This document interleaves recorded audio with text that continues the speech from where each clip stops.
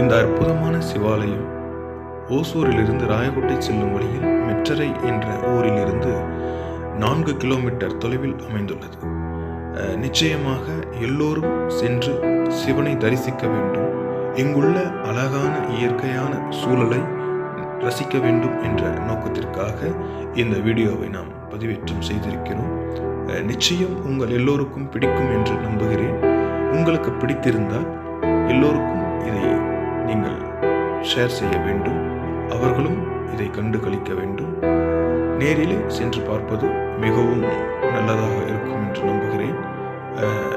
உங்கள் அனைவருக்கும் எனது மனமார்ந்த நன்றியையும் தெரிவித்துக் கொண்டு இந்த வீடியோவை முழுமையாக பாருங்கள்.